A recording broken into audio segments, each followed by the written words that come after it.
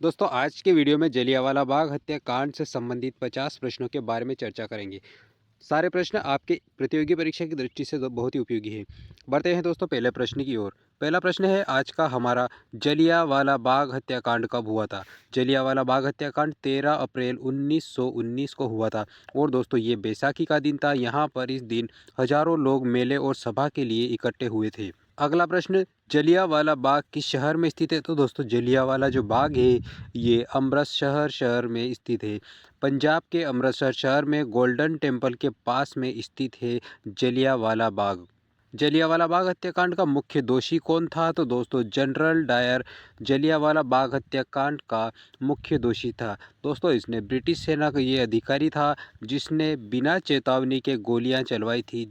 जलियांवाला बाग घटना में कितनी गोलियां चलाई गई थी? तो दोस्तों लगभग 1650 गोलियां चलाई गई थी जलियांवाला बाग हत्याकांड के समय। सरकार के आधिकारिक आंकड़ों के अनुसार 1650 राउंड फायर हुए थे इस बाग। जलियांवाला बाग किससे घिरा हुआ स्थान था? तो दोस्तों जलियांवाला बाग जो है ये चारों तरफ ऊंची दीवारों से घिरा हुआ था। इसी कारण लोग यहाँ से भाग नहीं सके। यहाँ पर केवल एक संकरा रास्ता था, इसलिए लोग यहाँ से भाग नहीं पाए थे। अगला प्रश्न, गोलियां चलाने का आदेश किसने दिया था? तो दोस्तों जनरल एडवर्ड हेनरी डायर के द्वारा आदेश दिया गया था गोलियां चलाने का। डायर ने सिर्फ फायरिंग का आदेश दिया था, बल्कि रुकने तक का नहीं कहा था। जब तक कि सेना के पास गोलियां खत्म न हो तब तक रुकने को नहीं कहा था। जलियांवाला बाग पर कितने लोगों की आधिकारिक मृत्यु बताई गई? तो दोस्तों जलियांवाला बाग पर 379 लोगों की मृत्यु के आधिकारिक आंकड़ा बताया गया है, लेकिन दोस्तों ये वास्तविक में 1000 से ज़्यादा लोग मारे गए थे।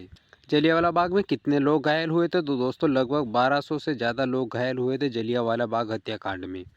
लेकिन दोस्तों सरकार के आधिकारिक आंकड़े में इसे बहुत ही कम बताया गया था। लोग जलियांवाला बाग में क्यों एकत्रित हुए थे? दोस्तों बैसाखी पर्व और शांतिपूर्ण सभा के लिए एकत्रित हुए थे। भीड़ को दोस्तों राजद्रोह बताकर जनरल डायर के द्वारा गोलियां चलाने का आदेश दिया गया था।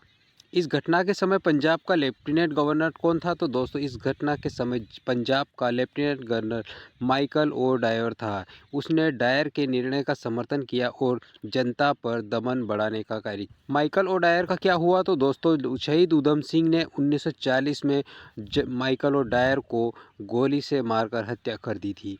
लंदन में किए गए इस प्रतिशोध को भारतीयों ने ऐतिहासिक बदले के रूप में माना था। शहीद उधम सिंह ने ओ डायर की हत्या क्यों की? दोस्तों जो शहीद उधम सिंह ने जनरल ओ डायर की हत्या इस कारण की क्योंकि उसने जलियांवाला बाग में मारे गए लोगों का बदला लेना चाहता था। वे प्रत्यक्षदर्शी थे और इस नरसंहार से गहराई से प्रभावित हुए थे। उधम सिंह ने इस कांड को अपनी आंखों से देखा था। जलियांवाला बाग में सभा का नेतृत्व कौन कर रहा था? तो दोस्तों यह एक सार्वजनिक सभा थी, किसी नेता का नेतृत्व नहीं था। इस मुख्य उद्देश्य था रोलेक्ट एक्ट का विरोध करना था। रोलेक्ट एक्ट का पास हुआ था तो 1919 में रोलेक्ट एक्ट पास हुआ था। बिना कोर्ट केस के गिरफ्तारी की अनुमति वाला कानून था। महात्मा गांधी ने इस कांड के बाद क्या आंदोलन वापस लिया? तो दोस्तों सत्याग्रह आंदोलन। उन्होंने असहयोग आंदोलन शुरू करने की तैयारी की, लेकिन हिंसा को देखकर उन्होंने सत्याग्रह को स्थगित कर दिया था। जलियांवाला बाग में फायरिंग कितनी देर तक चली थी? तो दोस्तों लगभग 10 से 15 मिनट तक फायरिंग चली थी। गोलियां तब तक चली जब तक बंदूकें खाली नहीं हुई थी। कई लोग किस कुएं में कूद गए बचने के लिए? तो दोस्तों यहाँ पर शहीदी कुएं में कूद गए लोग 120 से अधिक लोग इस कुएं में कूद गए और वहीं पर शहीद हो गए। ब्रिटिश सरकार ने इस कांड की जांच के लिए कौन सी कमेटी बनाई? तो दोस्तों हंटर कमेटी बनाई गई थी ब्रिटिश सरकार के द्वारा जलियांवाला बाग हत्याकांड की जांच के लिए। ये कमेटी दोस्तों 1919 में जांच के लिए गठित की गई थी। हंटर कमेटी ने जनरल डायर को क्या सजा दी? तो दोस्तों उसने ब्रिटिश सेना से रिटायर कर दिया गया, केवल उसे कोई कठोर कार्रवाई नहीं हुई। इसी कारण दोस्तों भारत में बहुत आक्रोश का कारण बना। कांग्रेस ने इस कांड को किस शब्द से संबोधित किया? तो कांग्रेस के द्वारा जनरल डायर का कोल्ड ब्लडेड मर्डर के रूप में इसे बताया गया। इसका मतलब था कि यह सोच समझकर जानबूझकर किया गया एक प्रकार का नरसंहार था। ये कांग्रेस की दृष्टि से कहा गया था। जलियांवाला बाग किस प्रकार का स्थान है? तो दोस्तों ये एक खाली सार्वजनिक बाग है। ब्रिटिश समय में यह सभा स्थल भी था। जनरल डायर के साथ कितने सैनिक थे? तो दोस्तों लगभग 90 सैनिक थे जनरल डायर के साथ, और इनमें से 50 से अधिक गोरखा राइफल्स के सैनिक भी शामिल थे। भीड़ पर फायरिंग क्यों हुई? तो दोस्तों डायर ने कहा कि लोग सरकार के विरुद्ध एकत्रित हुए थे और वास्तव में यह एक दमन की नीति का हिस्सा था। जनता के पास भागने का रास्ता नहीं था, कि अंदर जाने का बहुत ही संकरा रास्ता था, और डायर ने उसे सैनिकों से ब्लॉक कर दिया गया था।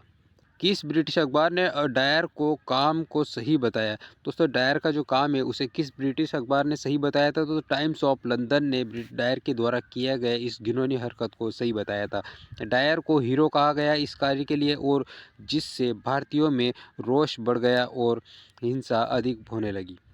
अगला प्रश्न, किस ब्रिटिश नेता ने डायर के कार्य की कड़ी आलोचना की? तो विंस्टन चर्चिल जो थे, इसने इस कार्य की बड़ी निंदा की थी और उन्होंने इसे भयानक हिंसा के रूप में बताया था। दोस्तों रविंद्रनाथ टैगोर जी ने नाइटहुड की उपाधि को लौटा दिया गया था जलियांवाला बाग हत्याकांड के बाद। उन्होंने ब्रिटिश सम्मान का बहिष्कार किया। जलियांवाला बाग पर गोली चलाने का उद्देश्य क्या था? तो दोस्तों भारतीयों के में डर पैदा करना जलियांवाला बाग का मुख्य उद्देश्य था, ताकि कोई ब्रिटिश शासन के विरोध न कर सके।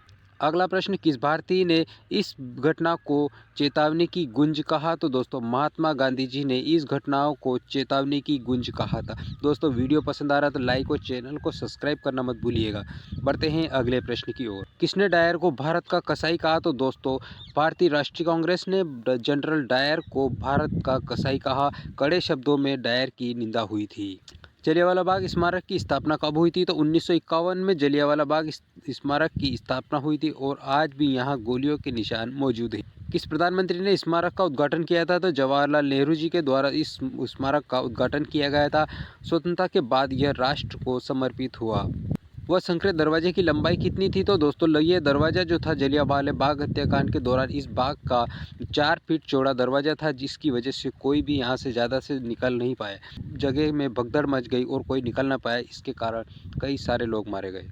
अगला प्रश्न, किस अमेरिकी पत्रकार ने घटना की रिपोर्ट लिखी? तो दोस्तों बेंजामिन हार्निमन के द्वारा इस घटना की रिपोर्ट लिखी गई। इन्हें निर्वासित कर दिया गया था। हंटर कमेटी की रिपोर्ट कांग्रेस ने क्यों खारिज की? दोस्तों हंटर कमेटी की जो रिपोर्ट थी वो कांग्रेस ने इसलिए खारिज की क्योंकि डायर को जानबूझकर मर्डर का दोषी नहीं ठहराया गया था। इसलिए हंटर कमेटी की रिपोर्ट कांग्रेस के द्वारा खारिज कर दी गई थी। अगला प्रश्न, जलियांवाला बाग किस नदी के तट पर है? तो दोस्तों ये रावी नदी के तट पर स्थित है जलियांवाला बाग।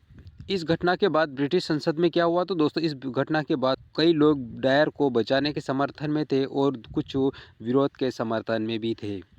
किस नेता ने डायर को राक्षस कहा? तो दोस्तों किस सरदार वल्लभ भाई पटेल ने जनरल डायर को राक्षस कहा था।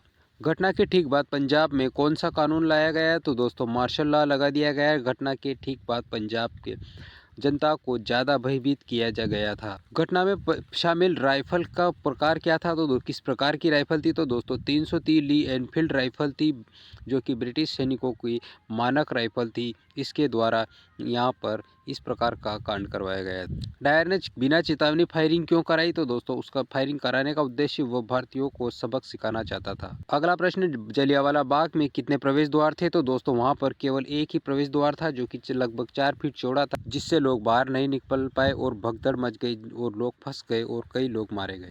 अगला प्रश्न, ब्रिटिश सरकार ने इस घटना को क्या बताया? तो दुखद लेकिन आवश्यक बताया था, क्योंकि ब्रिटिश सरकार उस समय इसी प्रकार की घिनौनी हरकतें कर रही थी। ब्रिटिश ने इसे सही ठहराने की कोशिश भी की। घटना के बाद गांधी जी ब्रिटिश शासन पर क्या निष्कर्ष था? तो दोस्तों गांधी जी का उस समय ब्रिटिश शासन अमानवीय बताया गांधी जी ने। उन्होंने पूर्ण स्वराज की मांग को और अधिक बल देने का कार्य किया। जलियांवाला बाग का वर्तमान स्वरूप किसने विकसित किया? तो दोस्तों भारत सरकार ने जलियांवाला बाग का वर्तमान स्वरूप को विकसित करने का कार्य किया और इसे राष्ट्रीय स्मारक बनाया गया। कौन सा नेता घटना के समय अमृतसर में मौजूद था? तो दोस्तों डॉक्टर सत्यपाल और डॉक्टर किचलू की गिरफ्तारी की घटना भड़क गई। डॉक्टर सत्यपाल उस समय इस घटना के समय वहां पर मौजूद थे, लेकिन वो बच गए। घटना को महात्मा गांधी ने किस शब्द में वर्णित किया? तो उन्होंने black day of British rule के रूप में वर्णित किया था महात्मा गांधी जी ने। अगला प्रश्न, जलियांवाला बाग किसके प्रति के रूप में जाना जाता है। दोस्तों, ब्रिटिश क्रूरता के प्रतीक के रूप में और जाना जाता है जलियांवाला बाग हत्याकांड। भारतीय स्वतंत्रता के संघर्ष की एक यहाँ से बहुत ही बड़ी चिंगारी के रूप में पनपी। यह घटना भारत की स्वतंत्रता को निर्णायक मोड़ पर ले जाने के लिए विवश बनी। दोस्तों, वीडियो पसंद आया तो लाइक और वीडियो को शेयर और चैनल को सब्सक्राइब करना मत भूलिएगा। मिलेंगे दोस्तों अगले वीडियो में इसी प्रकार के टॉपिक के साथ। तब तक के लिए आपको बहुत बहुत धन्यवाद।